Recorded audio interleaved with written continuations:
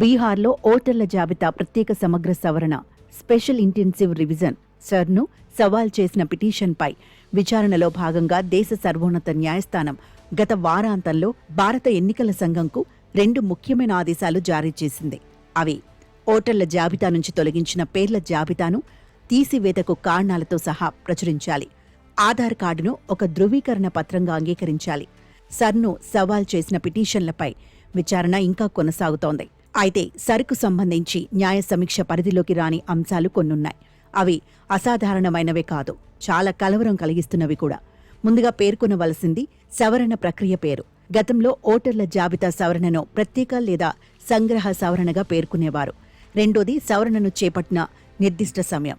ప్రత్యేక సమగ్ర సవరణ లాంటి కార్యక్రమాన్ని గతంలో ఎన్నడూ లోక్సభ, అసెంబ్లీ ఎన్నికలకు 4 నెలల ముందుగా నిర్వహించలేదు.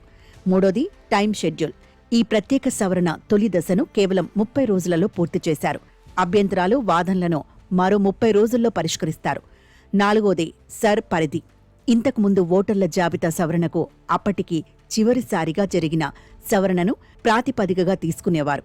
అయితే బీహార్ సర్కు 2024 ఓటర్ల జాబితాలను ప్రాతిపదికగా తీసుకోలేదు. వాటిని పక్కన పెట్టేశారు.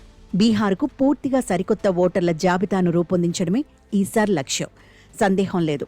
ఐదోది ఓటర్ల జాబితా నుంచి పెద్ద ఎత్తున ఓటర్ల పేర్లను తొలగించేందుకు ఎనలేని ప్రాధాన్యమిస్తూ కొత్త ఓటర్ల పేర్లను చేర్చడంపై మౌనం వహించడం. ఎన్నికల సంఘం అనుసరిస్తున్న ఈ వైఖరి వింతగా ఉంది. 64 లక్షల మంది ఓటర్ల పేర్ల జాబితాను తొలగించినట్టు ఈసీఐ వెల్లడించింది. వీరిలో 22 లక్షల మంది మరణించినట్టు, 7 లక్షల మంది పలు ప్రదేశాలలో ఓటర్లుగా నమోదు చేయించుకున్నారని, 36 లక్షల మంది బీహార్ నుంచి శాశ్వతంగా వలసపోయినవారు లేదా ఎటువంటి జాడ తెలియనివారు అని ఈసీఐ పేర్కొంది.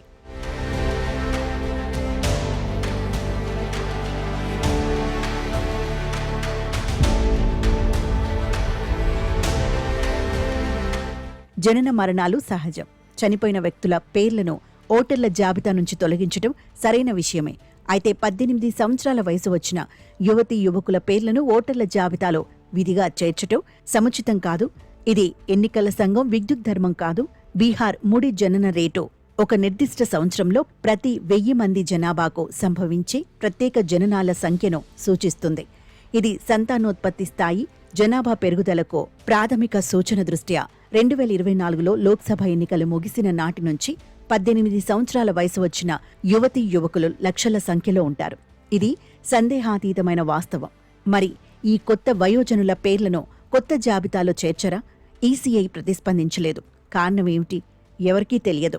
36 లక్షల మంది బీహారీలు శాశ్వతంగా వేరే ప్రదేశాలకు వెళ్లిపోయారని లేదా జాడ తెలియనివారు అన్న నిర్ణయానికి ఈసీఐ ఎలా వచ్చింది? ఇంటింటికి వెళ్లి సర్వే నిర్వహించారా? సంబంధిత వ్యక్తులు తాము శాశ్వతంగా బీహార్ నుంచి వెలుపలి ప్రదేశాలకు వలసపోయామని తమకు తామే అంగీకరించారా? సదరు 36 లక్షల మంది ఎక్కడ ఉన్నారో తెలుసుకోవడానికి ప్రయత్నించిందా?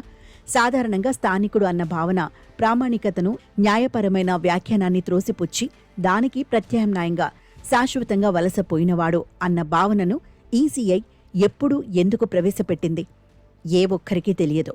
సర్ కార్యక్రమానికి విశ్వసనీయత లేదు, పారదర్శకత లోపించింది, సమర్థించే సాక్ష్యాధారాలు, సహేతుకమైన నిర్ణయాలు కొరవడ్డాయి. అసలు ఈ ప్రత్యేక సమగ్ర సవరణను ముందస్తు భావనలతో చేపట్టినట్టు కనిపిస్తోంది. వాటిని నిరూపించేందుకే ఆ కార్యక్రమాన్ని అమలుపరుస్తున్నట్టుగా ఉన్నది. జాతి జనాభా ఏటా 0.89% చొప్పున పెరుగుతున్న దేశంలో ఓటర్ల జాబితా సవరణ ఏ విధంగా చేసినా ఓటర్ల సంఖ్య విధిగా పెరుగుతుంది. అయితే భారత ఎన్నికల సంఘం బీహార్లో చేపట్టిన సర్ కార్యక్రమం అందుకు పూర్తి విరుద్ధమైన ఫలితాలనే చూపిస్తోంది.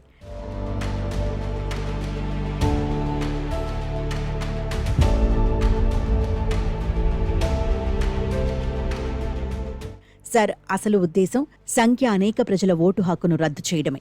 ఈ కారణంగానే తాము ఓటు హక్కు కోల్పోతామేమోనని బీహార్లో లక్షలాది ఓటర్లు భయపడుతున్నారు. ఈ ఏడాది చివర్లో జరగనున్న శాసనసభ ఎన్నికలలో తాము ఓటు వేసేందుకు అనుమతి ఉండదేమోనని ఎంతోమంది బీహారీలు సహేతుకంగానే శంకిస్తున్నారు. సర్ను ఇతర రాష్ట్రాలలో కూడా చేపడతారని తెలుస్తోంది. బీహార్లో ఆ ప్రక్రియ ఫలితాల ఆధారంగా చూస్తే కోట్లాది ప్రజల ఓటు హక్కు రద్దయ్యే అవకాశముంది. కర్ణాటకలో ఓటర్ల జాబితాకు సంబంధించి బహిర్గతమైన మరొక వాస్తవం ప్రజాస్వామ్యవాదులను అమితంగా జడిపిస్తోంది. ఆ రాష్ట్రంలోని 28 పార్లమెంటరీ నియోజకవర్గాలలో బెంగళూరు సెంట్రల్ ఒకటి. ఆ లోక్సభ నియోజకవర్గంలో 8 శాసనసభ నియోజకవర్గాలున్నాయి. 2024 సార్వత్రిక ఎన్నికలలో బెంగళూరు సెంట్రల్ ఫలితాలు చూద్దాం. అందులోని 8 శాసనసభ నియోజకవర్గాలలో ఒకటైన మహాదేవపుర విషయాన్ని కాసేపు పక్కన పెడదాం. కాంగ్రెస్ అభ్యర్థి 4 అసెంబ్లీ, బీజేపీ అభ్యర్థి 3 అసెంబ్లీ నియోజకవర్గాలలోనూ ఆధిక్యతలో ఉన్నారు. ఈ 7 అసెంబ్లీ నియోజకవర్గాలలో నికర ఆధిక్యత 82,178 ఓట్లతో కాంగ్రెస్ అభ్యర్థికి అనుకూలంగా ఉంది. ఇప్పుడు మహదేవపుర నియోజకవర్గ ఫలితాన్ని చూద్దాం. ఈ నియోజకవర్గంలో బీజేపీ అభ్యర్థికి 1,14,046 ఓట్ల ఆధిక్యత ఉంది.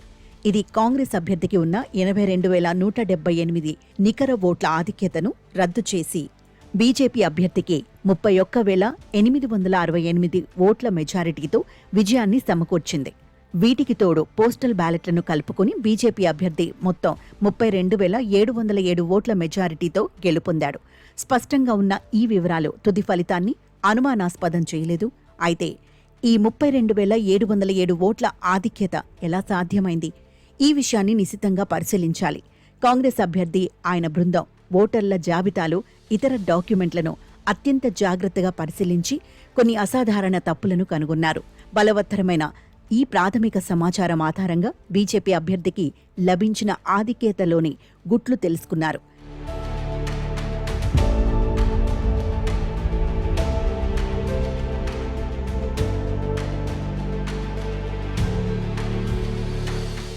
మితిమీరిన సంఖ్యలో విభిన్న ఓటర్లు ఒకే నివాసంలో ఉన్నట్టుగా నమోదయ్యారు. సదరు ఓటర్ల ఓటర్ కార్డుపై వారి తండ్రి పేరు XTKAPRBSU అని అర్థం కాని విధంగా ఉంది. ఓటర్ కార్డుపై ఓటర్ల వయసు 0 లేదా 124 అని ఉంది. ఇటువంటి ప్రాథమిక తప్పులు వేల సంఖ్యలో ఉన్నాయి. ఓటర్ల జాబితాలో ఇటువంటి తప్పులు ఉన్నట్టు స్పష్టంగా వెల్లడైనప్పుడు వాటిపై విచారణ జరిపించాల్సిన అవసరం లేదా? సామాన్య వ్యక్తి ఎవరైనా అవును జరిపించాల్సిందే అని వెంటనే ప్రతిస్పందిస్తాడు. అయితే మన ఎన్నికల సంఘం ఇంకెంత మాత్రం నియమబద్ధమైన ఒక మామూలు వ్యక్తిగా లేదా సంస్థగా వ్యవహరించటం లేదు. తాను రాజ్యాంగబద్ధమైన స్వతంత్ర సంస్థనని, ఎన్నికలతో ప్రమేయమున్న ఓటర్లు, అభ్యర్థులు, రాజకీయ పార్టీలకు జవాబుదారీ కానని ఈసీఐ గర్విస్తోంది. బీహార్ ఓటర్ల జాబితా ప్రత్యేక సమగ్ర సవరణపై పౌర సమాజ ఆక్షేపణలు, రాజకీయ పార్టీల ఆరోపణల విషయమై పార్లమెంటు ఉభయ సభలలో చర్చించేందుకు గౌరవనీయ సభాపతులు ఇరువురు విముక్త చూపుతున్నారు. దీంతో ఈసీఐ తనను తాను ఒక న్యాయస్థానంగా భావించుకుంటూ రాజకీయ పార్టీలు, రాజకీయ నాయకులు అఫిడవిట్లు దాఖలు చేయాలని డిమాండ్ చేస్తోంది. ఈ వ్యవహారంలో మహాదేవపుర శాసనసభ నియోజకవర్గ ఓటర్ల జాబితా విశ్వసనీయత ఒక ప్రధాన వాదాంశమన్న వాస్తవాన్ని ఎట్టి పరిస్థితుల్లోనూ విస్మరించకూడదు.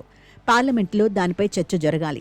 ఆ అంశంపైన కాకుండా అన్య అంశాలపై పార్లమెంటు దృష్టి పెట్టేందుకు అనుమతించకూడదు. ఈ విషయాన్ని మళ్లీ నొక్కి చెబుతున్నాను. ప్రధాన వాదాంశం ఓటర్ల జాబితాల విశ్వసనీయతే. మహాదేవపుర అసెంబ్లీ నియోజకవర్గానికి చెందినవైనా లేదా బీహార్కు చెందినవైనా ఓటర్ల జాబితాల విశ్వసనీయతే ప్రధాన వాదాంశం. ఈ రోజు కాకపోయినా భవిష్యత్తులో ఈ మహోన్నత ప్రజాస్వామ్య దేశ ఓటర్లు తమ తీర్పు చెప్పే రోజునైనా భారత ఎన్నికల సంఘం ఖచ్చితంగా సమాధానమివ్వవలసి ఉంది.